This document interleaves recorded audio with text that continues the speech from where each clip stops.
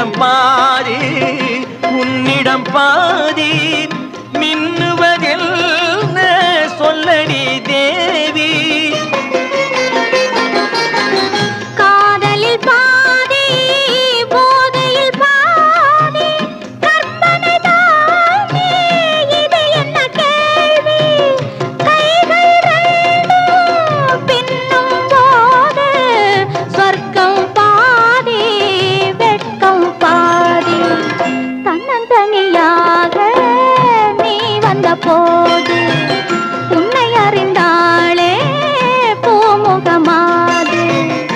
இனம் தெரியாமல் மயங்குவதென்ன முகம்